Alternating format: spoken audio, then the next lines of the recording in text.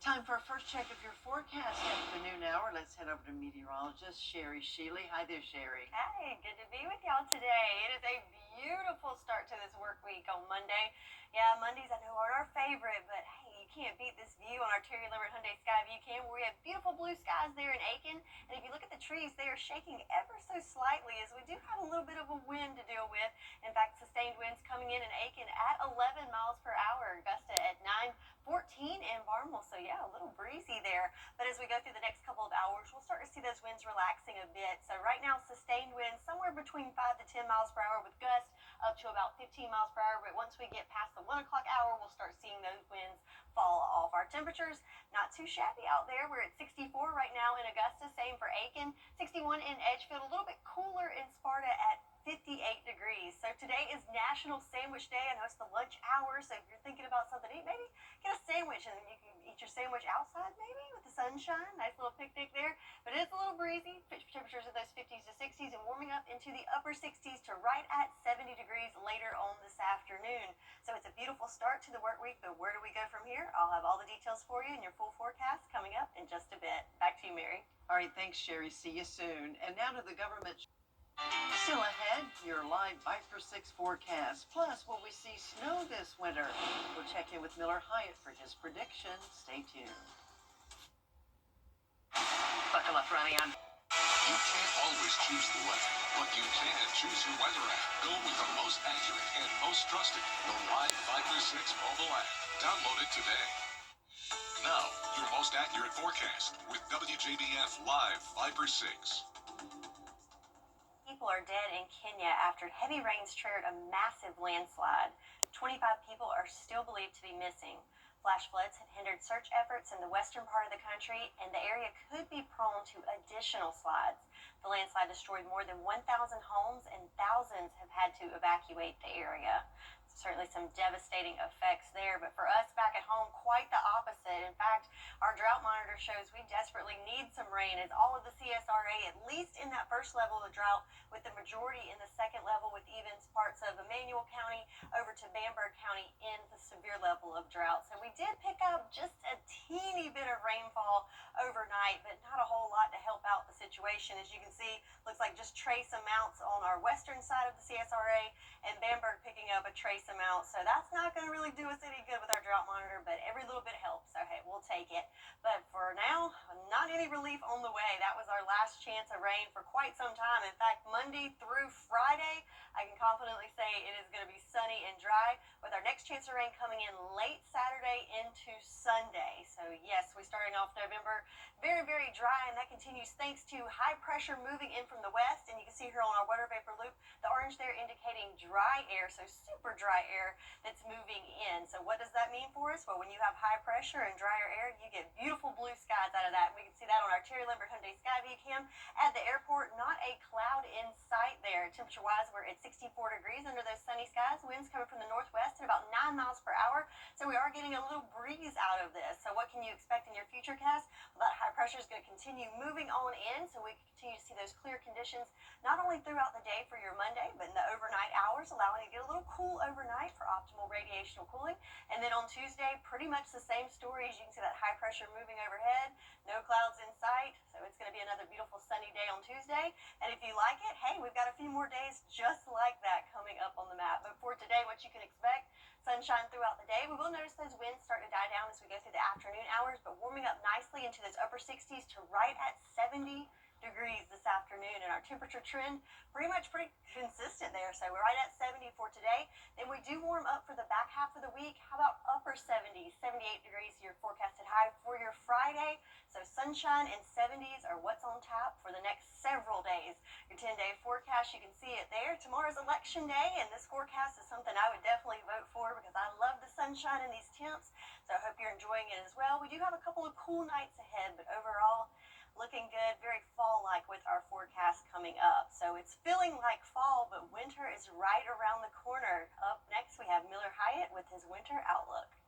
With the recent cold snap here in the CSRA, many of you are asking, what does the winter have in store for the CSRA? Well, unfortunately for the snow lovers like me, it doesn't appear to be as snowy as last year. So the emoji here is what all the snow lovers are looking like. They're not very happy, but the chance isn't zero. There is still a low chance, and I'll get to that in just a second. So overall, the pattern is going to be a weak La Nina to start the winter, and that usually means drier than average precipitation because the jet stream is further north. And with that jet stream being further north, we have a surge of warmer air pushing in from the south.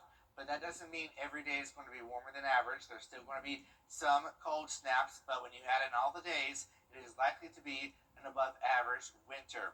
So looking at the NOAA winter outlook, they agree with the typical La Nina conditions here. So they're showing us under a well below average precipitation for the winter, and then for the temperatures, they're showing above average temperatures. So there is the wild card, of course, the polar vortex, and the polar vortex is an area of low pressure at the North Pole here, and it's usually stronger in the winter. However, if it weakens and is disrupted, that can bring in cold air to the southeast, including here in the CSRA. And if that cold air meets up with the disturbance pushing in from the west, we can have ourselves a little snow event. So there is some hope on the horizon, but don't be surprised if we don't have any snow this winter.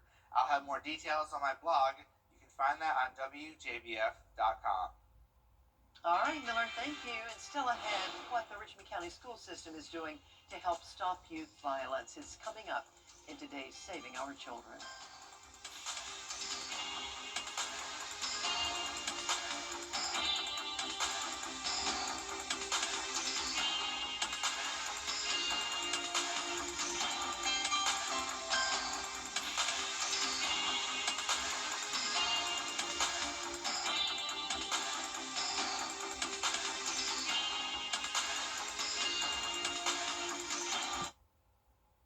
Shingles that crumble. We'll have a final look at the forecast after this quick break. The CSRA's favorite news app is now even better with easier access to local news, weather, and live streaming video. Download the News Channel 6 mobile app. Coming up on 26 after the hour, we've got something pretty cool. You're looking at rare TV treasures that fetch nearly $1 million at auction. Among those iconic TV props and costumes were two of Henry Winkler's iconic leather jackets from Happy Days. Each of those jackets sold for about $80,000. My goodness. The original Batman and Robin costumes from the 1960s series also sold for nearly $600,000. Bidders also got their hands on Bob Denver's red shirt and bucket hat from Gilligan's Island. Collectors love those things, Sharon. That is a lot of money to spend on some clothing. I feel like those belong in a museum, not in someone's closet. But You know, perhaps they'll donate. maybe so. I don't know. They'll probably keep them for themselves. How about this? After several years in development, Warner Brothers Pictures Animation and New Line Cinema are moving forward with a feature film for Hello Kitty. It's an Instagram post that they made this announcement. The studio says the Hello Kitty movie will premiere in theaters July 21st of 2028, so you got a while.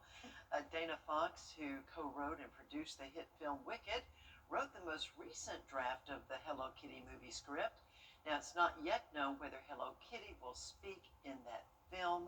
I'm kind of wondering how they would have it without her speaking. Right. Is it going to be a silent film? The main character doesn't talk. I'm not sure how that works. But nonetheless, a lot of Hello Kitty fans out there. Hello Kitty, I don't even know how old she is, but I think it goes back several decades. Yes. Maybe to the 70s or 80s. Maybe She's been around a while. Hey, listen to this. It's not every day you're happy to see a wedding crasher, but a couple was surprised by actor Elijah Wood at their Lord of the Rings themed wedding in New Zealand. The actor who plays Frodo in the movie was being escorted through the iconic tourist spot when he stumbled on the ceremony. The couple's photographer encouraged him to step in for some photos.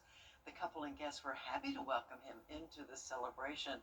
I wonder at what point they were in that ceremony. You know, were they exchanging vows when the guy crashes in?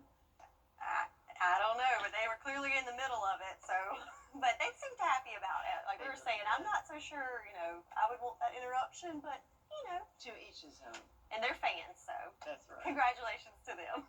All right, well, I'm a fan of this forecast coming up. We have lots of sunshine on the way, high temperatures in the 70s. We've got a few cold nights ahead of us, including lows in the 30s Tuesday night, but other than that, a pretty nice stretch of sunshine and 70s. I love it. Thank you, Sherry. And thank you for watching your next news at 4 o'clock.